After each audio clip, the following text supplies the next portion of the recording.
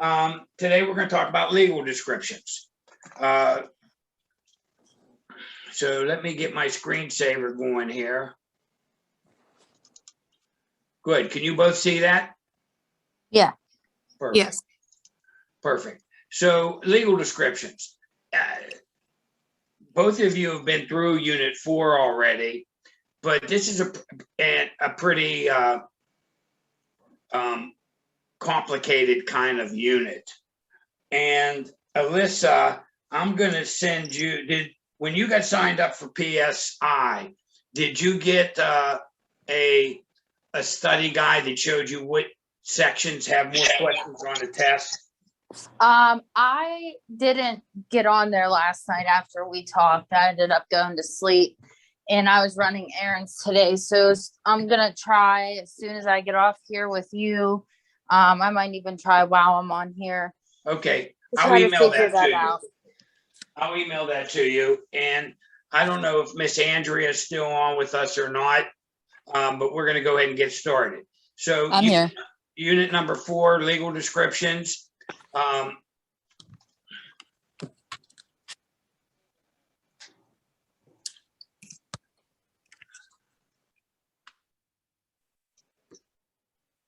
So the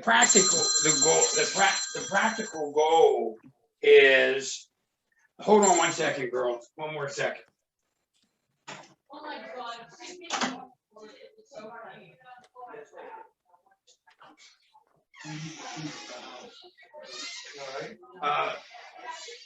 The goal is to identify the real estate, and you don't identify real estate. Like right now, my address to my office is 1751 Ross Draver Road.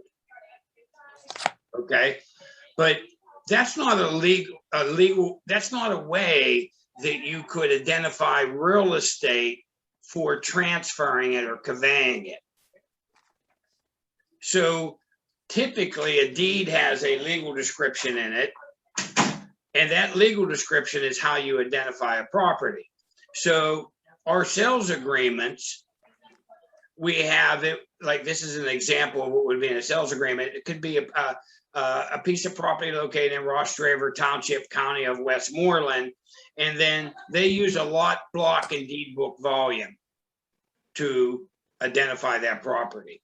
And every property is recorded in the courthouse, and it's recorded in the recorder of deeds, and it's also recorded in a tax office. So if you look here, it says tax ID. It's a very good way of identifying a property. Then they can pull that property up, and then there'll be a legal description.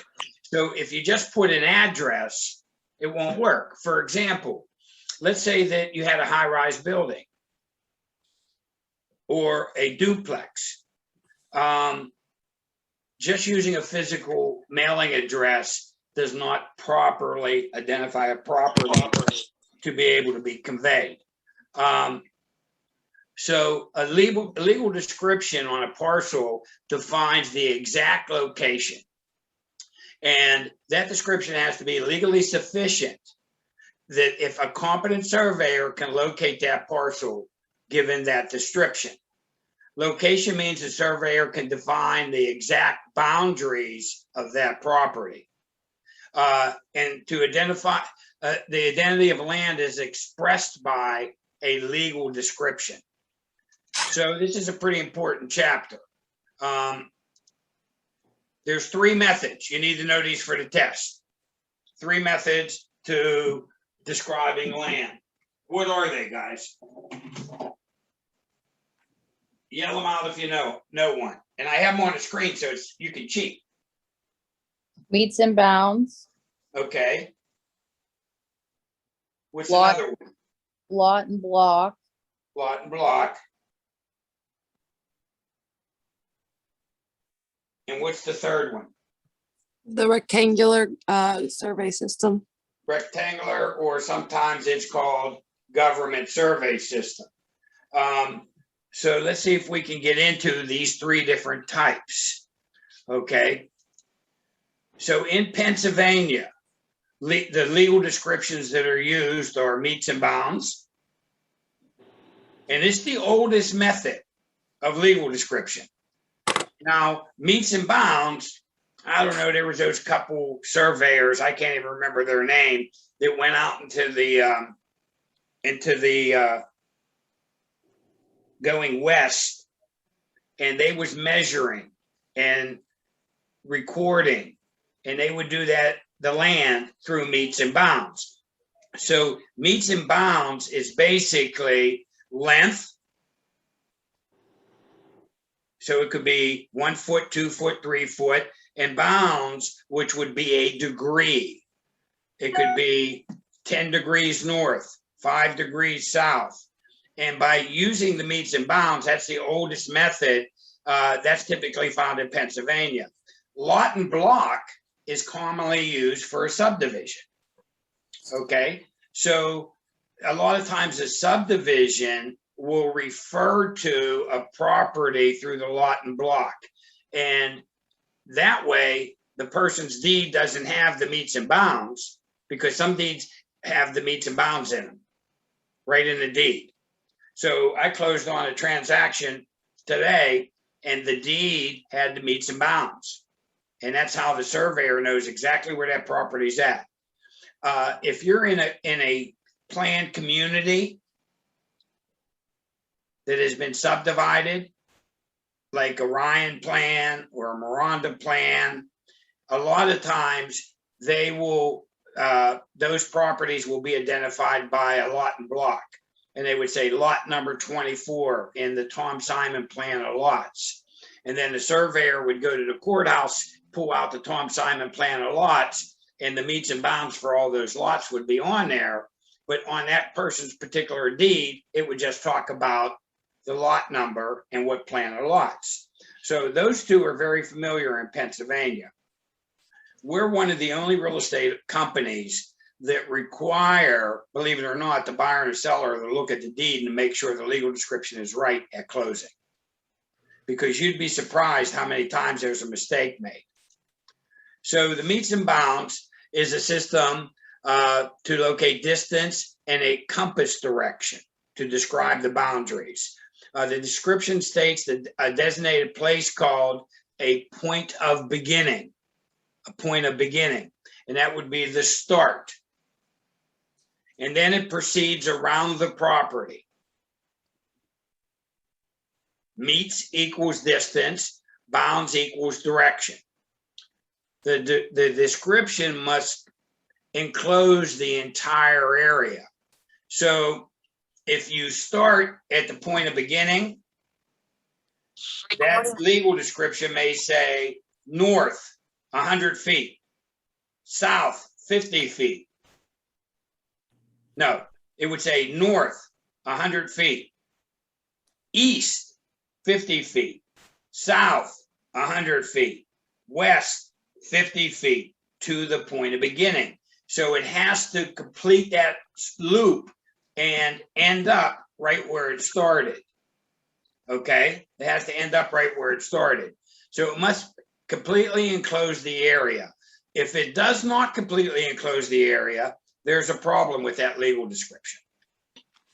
So every deed out there that is done right starts at a point of beginning, and if it's a meets and bounds, we'll go so much distance, and then it'll have a degree, north, let's say 5 degrees. I just use north dead on for the example, and it will come back to a point of beginning.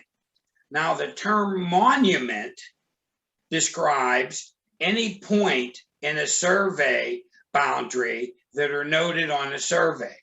Monuments usually are turning points and can be man-made or natural. So I'm going to put a little video on here that's going to talk about that a little bit. Introducing iTrust Capital, #1 crypto guys hear IRA that? platform in America. We allow you to and fences. The measurement from the point of beginning to Monument 1 is 100 feet. So that legal description would read, starting at the point of beginning and moving due north for 100 feet. Monument 2 is due east for 150 feet. The next description is a bit more complicated, so please listen carefully. To measure angles, a surveyor will use a compass which is divided into 4 equal quadrants, and then the specific degrees are measured. In our diagram, draw an imaginary straight line from the monument to the bottom boundary line. When this angle is measured, the description would read south 30 degrees east. The distance is 115.5 feet. The final measurement would close the legal description, meaning it would return it to the point of beginning. This description would read, traveling due west for 207.7 feet to the point of beginning. Please note, this is a very simple example showing how a surveyor would move around the lot. A legal description is a formal description of real property, which could be given to a competent surveyor, and she or he could locate and identify the property using that legal description. The legal description should uniquely describe the subject property and determine the exact boundaries, that is, the location and dimensions of the property. The 3 types of legal description are meets and bounds, lot and block, and rectangular survey. Let's review each of them. Land in the original 13 colonies, plus Maine, Vermont, Tennessee, Kentucky, Texas, West Virginia, and parts of Ohio were surveyed with the meets and bounds surveying system. The other states used the rectangular survey, which we will review in a few minutes. Today, we have sophisticated survey equipment to determine measurements and angles, and the angles can be measured in degrees, minutes, and seconds. In the pioneer days, a legal description could read, starting at the forks of the road and meandering north along the creek bed for 13 chains to the tall oak tree.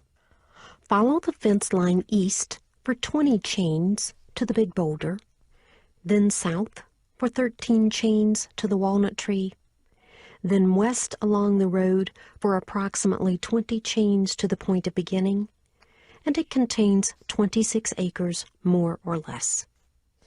For your information, Now, the big oak tree, what would that be called? A monument. Got it. Good, good, good. And I can't remember those 2 surveyors that did all that surveying, but it may come to me before we're all said and done, back in the day. So, and a chain is a unit of feet. So I think each chain is 1 link equals 0.66 feet. 1 chain equals 66 feet. So when they said 3 chains, it would be 66 times 3, because that's what they used to use back in the day. Boy, what were those 2 surveyors? They're famous. I'll think of the name before it's all said and done. But hell, they didn't have electronic equipment, so they had a compass, and then they used these chains to identify real estate. a chain is 66 feet. Meets means to measure distance, while bounds indicate direction. A meets and bounds is also known as a boundary survey. The meets and bounds survey is characterized by degrees, or if the surveyor is really specific, the description can include degrees, minutes, and seconds. A legal description reading south 45 degrees east for 150 feet would be a meets and bounds survey. In 1785, the federal government began using the rectangular survey system to identify government land. Their goal was to create a system that would measure the land in a uniform fashion. The rectangular, or government survey, is based on 2 sets of intersecting lines known as principal meridian lines, which run north and south, and base lines, which run east and west. Principal meridian and base lines are based on longitude and latitude. Longitude and latitude are coordination points which describe any location on the Earth. If a captain of the ship or a pilot want to specify their position, these are the coordinates they would use. Longitude and latitude. I bet you guys sometimes use your maps on your phone, your GPS to go somewhere, correct? You ever go on your phone if you're going somewhere and put in the address and it comes up Yeah. with directions and takes you there? Yeah. Yeah. That uses this longitude and latitude that they use in the meets and bounds. So right now you can go on your phone knows exactly where you're at, doesn't it? Well, that's because it uses longitude and latitude, and you're at a specific point in the whole world. And every point is unique. And that's how come GPS works on your phone. That's how it works. This concludes this section. Please close this page to continue with the review of the government. Okay, does anybody have any questions at this point? No. This is an interacting class. So I want you guys to ask questions. I want you to, and there's no bad questions. Okay, let's keep going a little bit.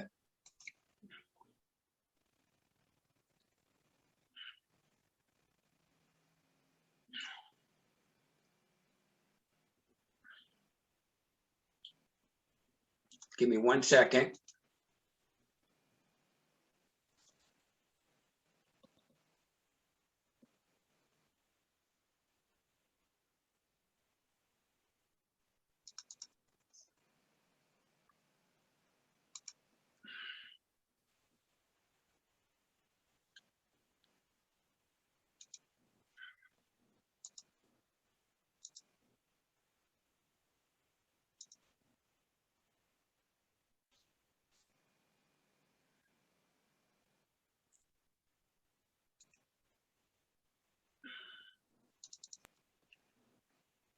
Okay.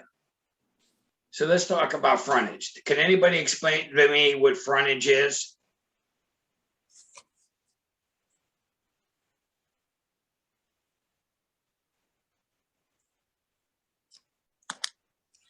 What would the term frontage mean if we were talking about a survey or a piece of property?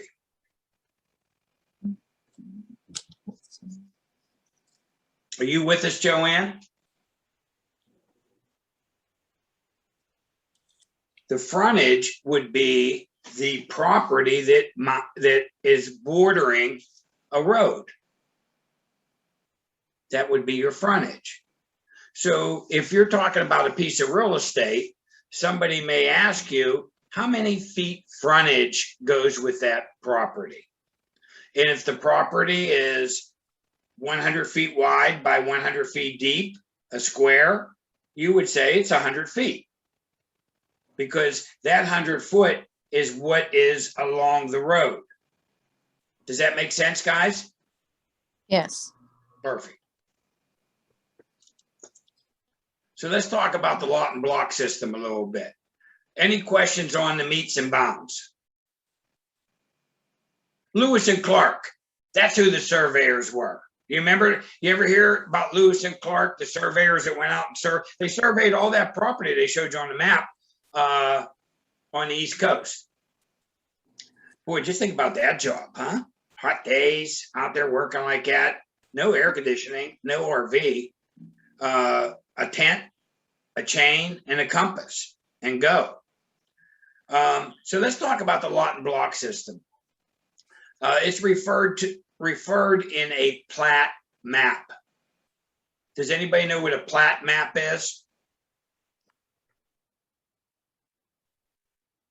Okay, a Plat Map is a drawing, just like this drawing here of a. So you get somebody, let's say somebody has 10 acres and they want to break it up into lots, right? Well, the first step would be a Plat Map where they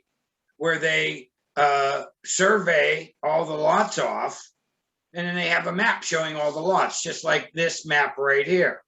Now it's a Plat Map until it's recorded. Then you take that plat map and you take it to the courthouse and you record it. Once you record it in the courthouse, then it becomes a subdivision, a legal subdivision, and anybody can refer to that.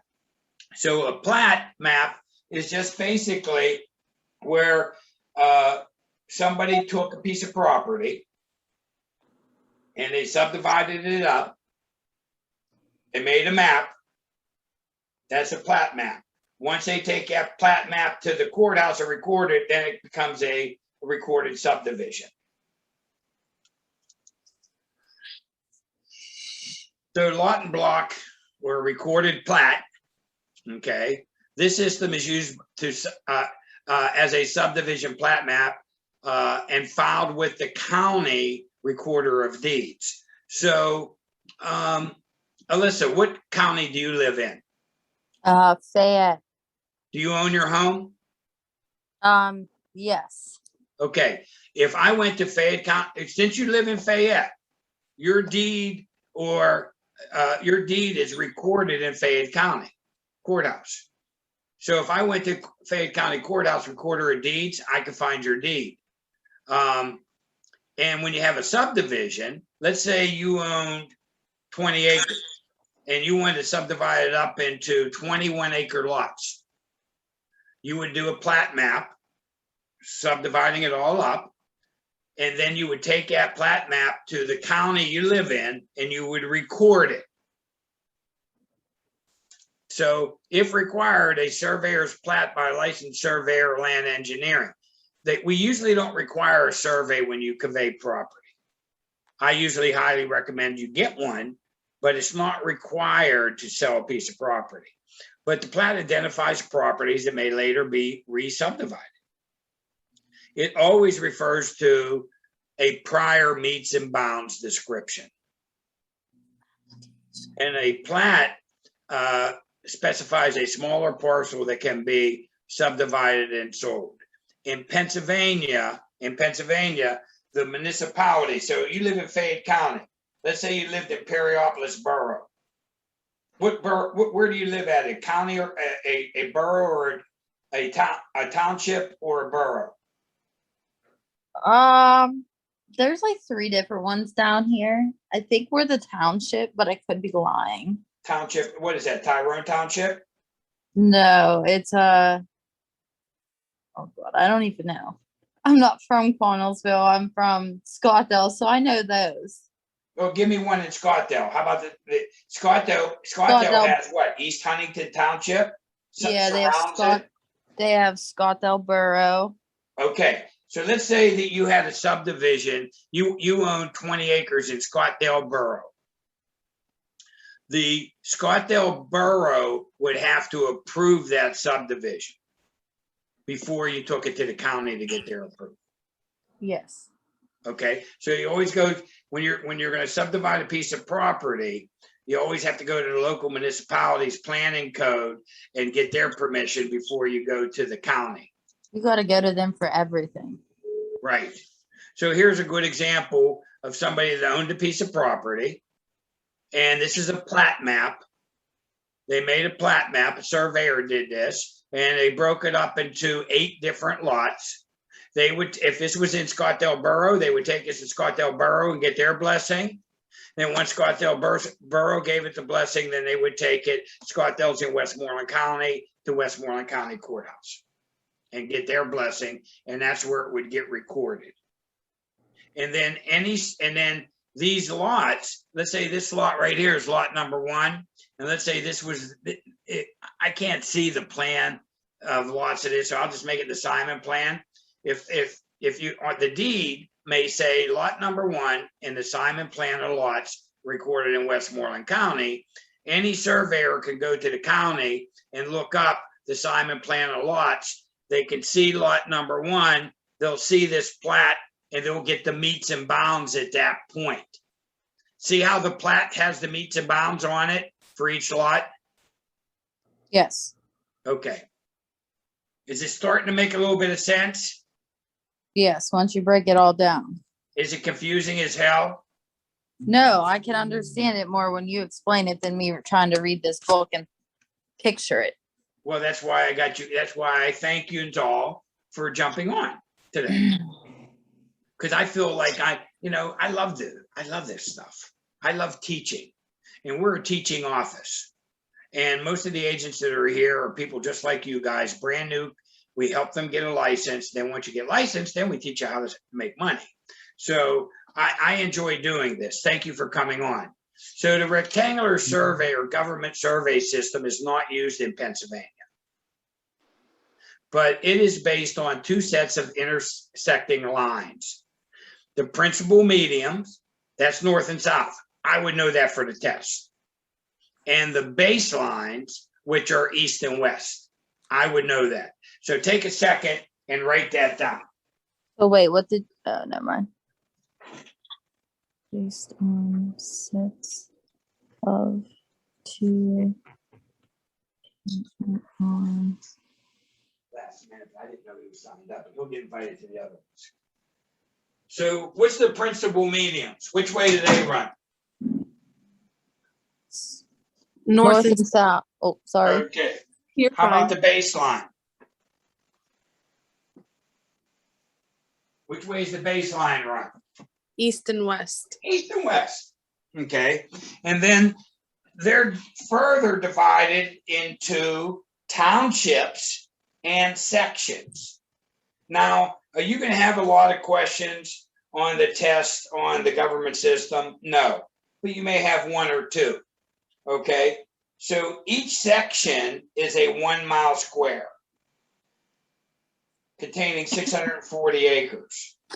Then within that section, you're going to have, then each township is 6 square miles containing 36 square miles. Okay, so each section is 1 mile square. And then a township is bigger than that, it's 6 miles square. So if you have a township, within the township, you have sections. Does that make sense? It will. I think I have another video here that'll explain it a little better. Here it is right here. Introducing iTrust Capital, #1 crypto IRA platform in America. We allow you to invest. Pass your real estate exam with prepagent.com. Remember, keep it concise.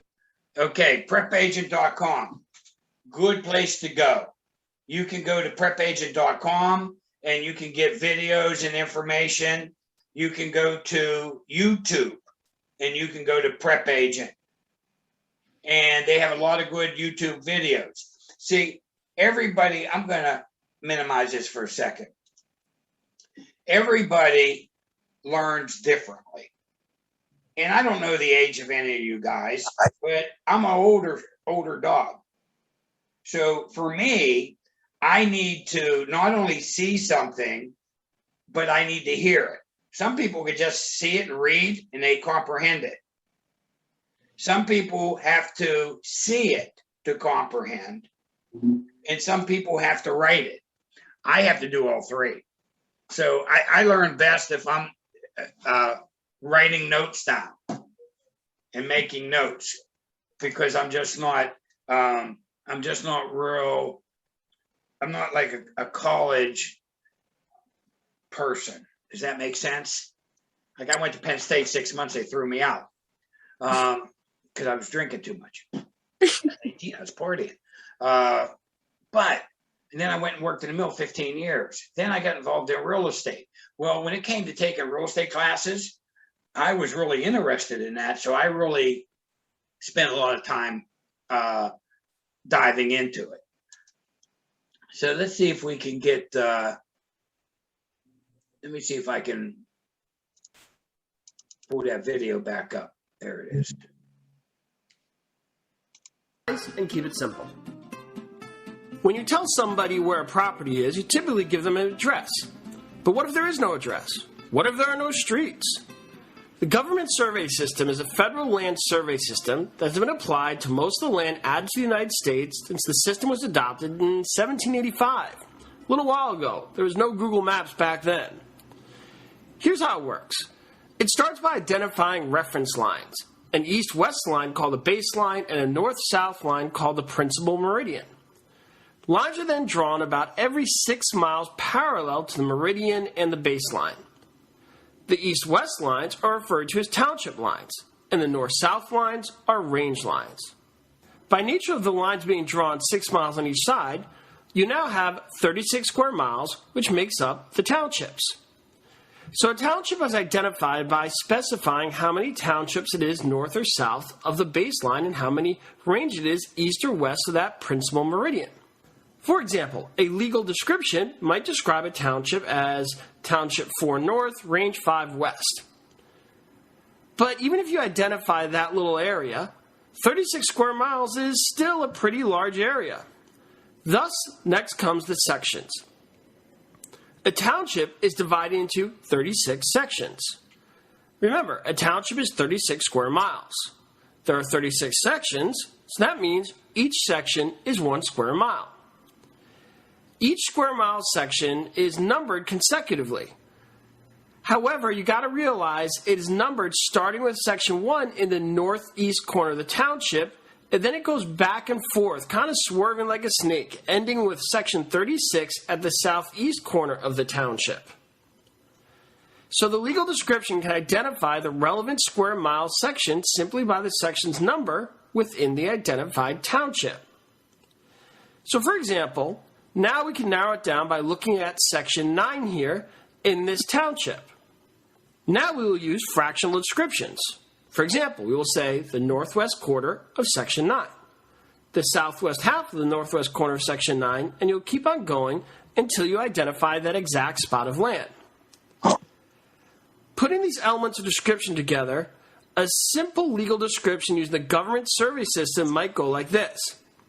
The south half of the northwest quarter of section 6, township 12, range 71, west of the principal meridian. You notice when we read the description, we started with the more specific information and worked up to the more general, which is really not that much different from the mail you get. It starts with your name, then the address, and then goes city, and then state. It ends with a more general element. For more great information to get past your real estate exam, remember, go to prepagent.com. Yeah, I like that site. That's a good site to go to, guys. So let me see if I can get us back on track here. Oh, I lost it. Nope, that's not it.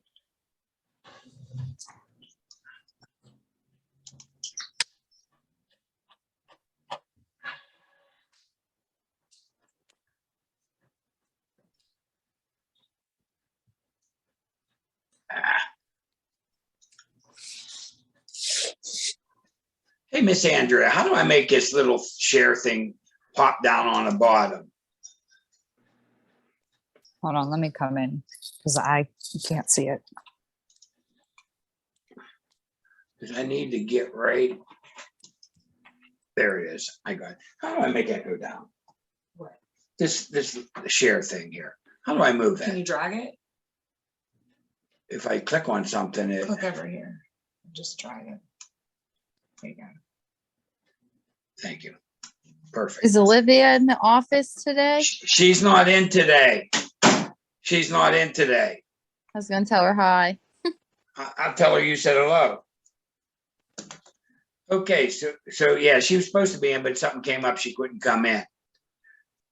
So preparing a survey. Only a licensed surveyor or a title attorney could create a legal description. So you guys don't have to worry about this. You don't need to, you need just to know this for this test. You're not going to be doing legal descriptions like at government rectangular system. I'm going to be honest with you. It confuses me. Didn't it confuse you when they said northeast corner of this section? Wasn't that confusing as heck, or would somebody catch on to that? I sure as heck have it, and I teach the course. So you don't have to worry about it, but you need to know it enough to get through the test, and I wouldn't get all stressed out about it. I would basically know the 3 different types of surveys. What kind are they? Meets and bounds, lot and block, and Survey. Rectangular survey or government system. rectangular survey. If I had a legal description that said 25 feet north, that's how it started. Which one of those surveys would it be? Meets and, no. Yeah, meets and bounds.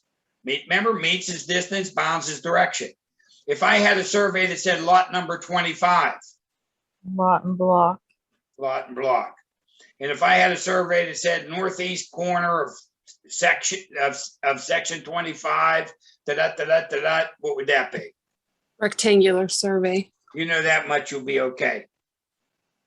Don't Well, if get that's all it stressed. takes to pass this test, I'll be good. Yeah, no, I'm just trying to make you feel good. But really, just to have you want to just have the gist of it. You know, are they going to make you spell something out? They may. And if you miss that question, so what? There's a lot of questions. I just want you to have the concept of this, because who asked? Was that you, Alyssa, that said, boy, you'd like to know what's on the test, Yeah. right?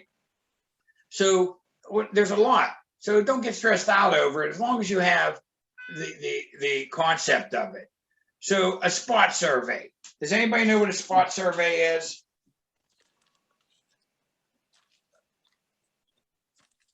You can cheat by reading the screen.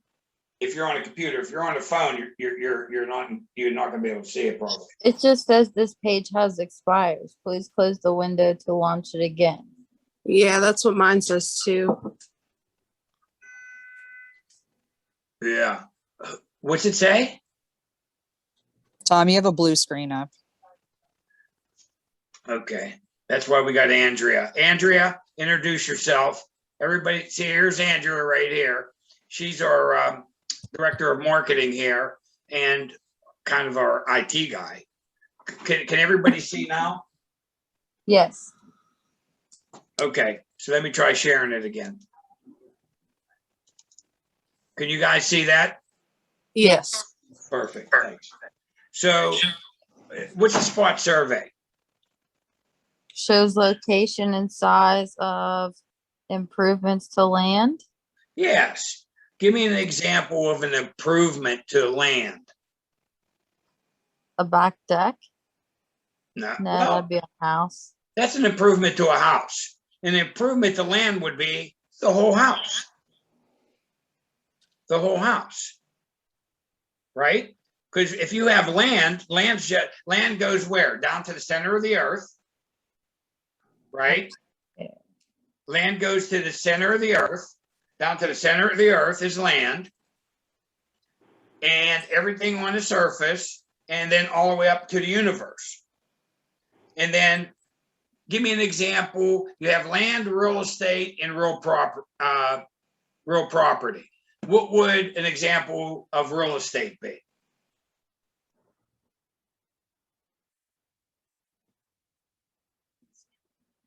Wouldn't that be the house? The physical improvements on that land and the land itself is called real estate. So the house would be an improvement on that land, right? Yes. It's called real estate. And how about real property? Which real property? I know this is wrong, but isn't it like stuff that's attached to, like, built onto land? No. The real property would be the bundle of rights. It would be the land, the real estate, and all the rights, the bundle of rights. Remember, that was in chapter, I think, 1. And the guy you see the guy holding a bunch of sticks, right? That bundle of rights. Give me an example of one of those bundle of rights. The right to quiet enjoyment. Quiet enjoyment. Let's dig deeper. The right to use and possess. Oh, that's good too, but hold sorry. on there. I want to try to catch somebody on quiet enjoyment. What does quiet enjoyment mean? Does it mean that you have a right that your neighbor can't? Anybody who lives in Australia, this winery up here, man, they blast music. I can hear it. I live a mile away. Does that interfere with my quiet enjoyment? It should. No, that's not what we're meaning in real estate. world. Quiet enjoyment means nobody can come onto that land and kick you off and say they own it. That's what quiet enjoyment means. That you can enjoy that land and nobody can boot you off of it. Does that make sense? Yes. Let's look. Does anybody have the book? Does anybody have the book? I don't. What book is it? This book right here is Modern Real Estate Practice in Pennsylvania, 13th edition. I have a couple of these books for sale at the office here. They're like $49.50 a piece. So if not, you use your friend Google. Okay? You use your friend Google. So maybe go to Google if you get stuck on something and say, what does quiet enjoyment mean pertaining to real estate?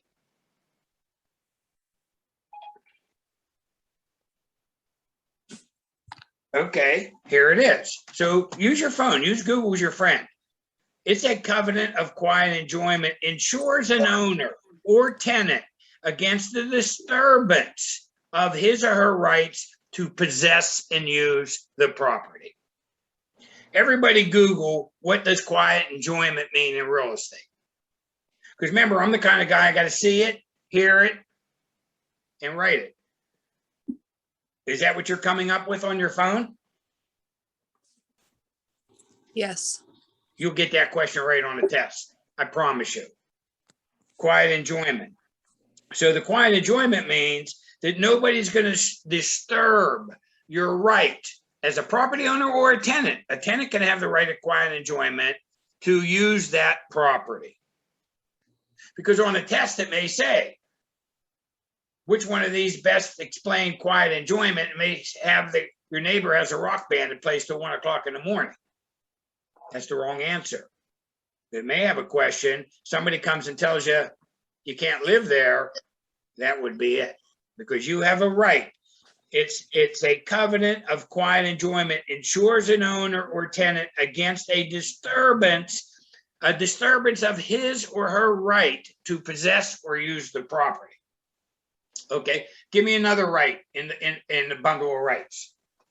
The right of possession. Oh, go ahead. You go ahead. The right of possession. The right of possession, the right to possess, the right to control. What do we mean by the right to control?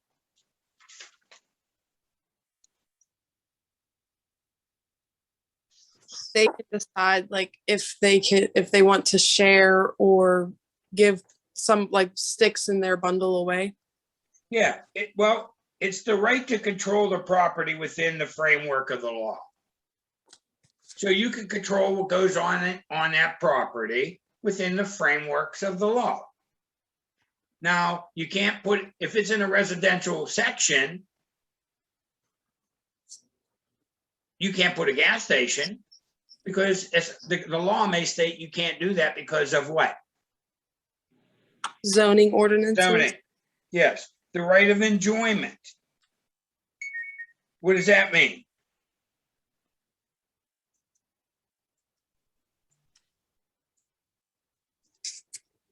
You can It's the right to enjoy the property any way you want, as long as it's a legal manner.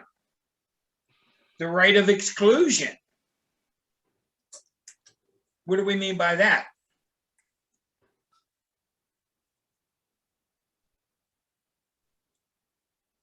That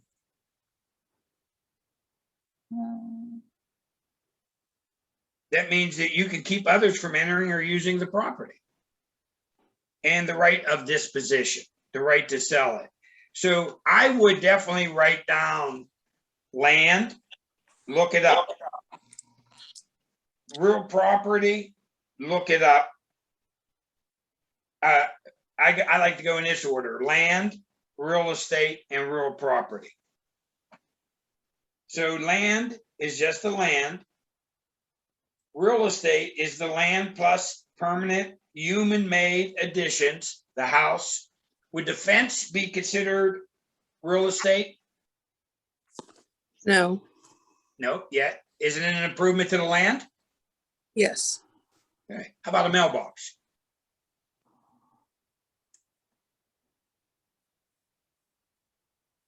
Considered real estate?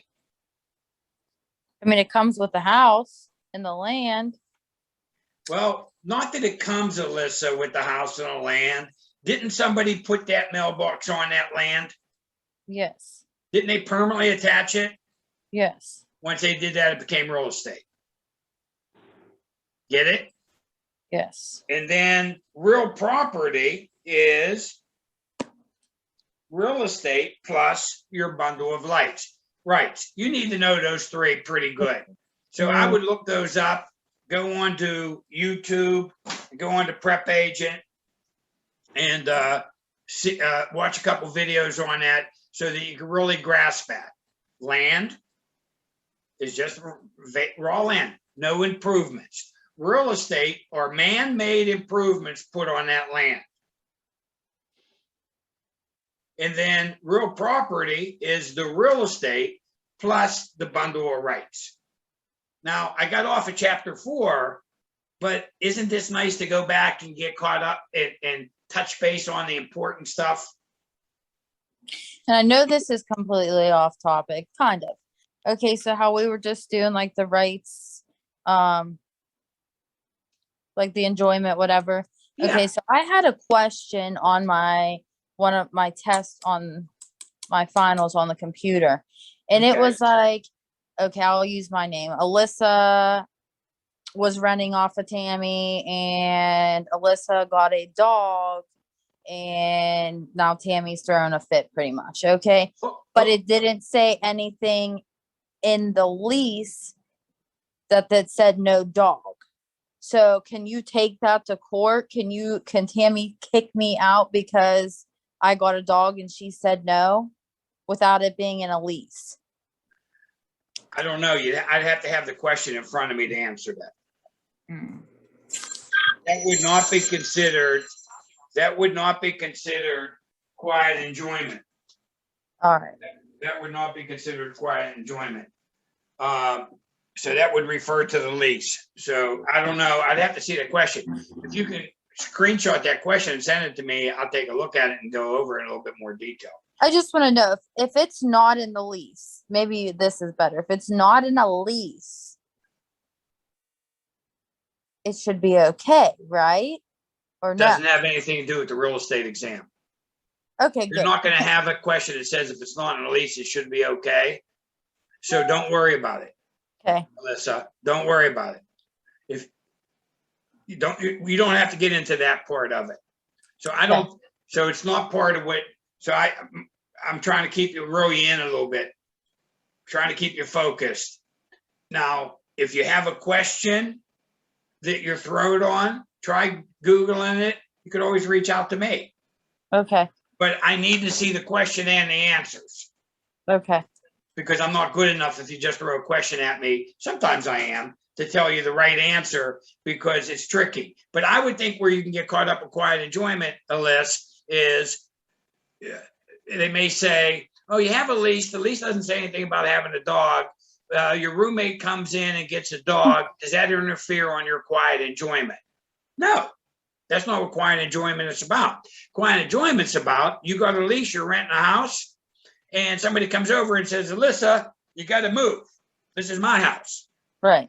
And you say, no, I have a lease. I have a right to enjoy this house. Quiet enjoyment. Get it? Does that make sense? Yes. Okay, good. What's a spot survey? Spot survey you may see on your test.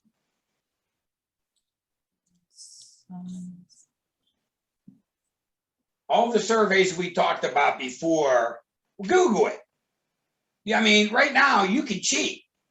But is anybody on a computer right now, not on their phone? No. Okay, let me give you the best advice. If you can jump into these classes and you can be on your computer, be on your computer. Because on your phone, you can't, I got spot survey pulled up on my screen, but if you have it up on your phone, you can't read it. If you were on your computer, you'd be able to read it And then sometimes you could always Google questions. So, and if you try to Google while you're trying to do the Zoom thing on your phone, you may screw it up. So a spot survey shows the location and size of improvements to the land. Just that simple. So some lenders require it. Why would a lender require a spot survey? Because they want to make sure the house is on the land. Everything, somebody built a house and part of the house was built off of the property line. Encroachment. What would you? Oh, I heard that word. What word? What word was that? What do they call that? Encroachment. Encroachment. Yeah. So sometimes a lender may require a spot survey, because they want to make sure that the house is within the boundary lines. Not very often. I would know that for your test. Okay. Measuring elevations. Okay.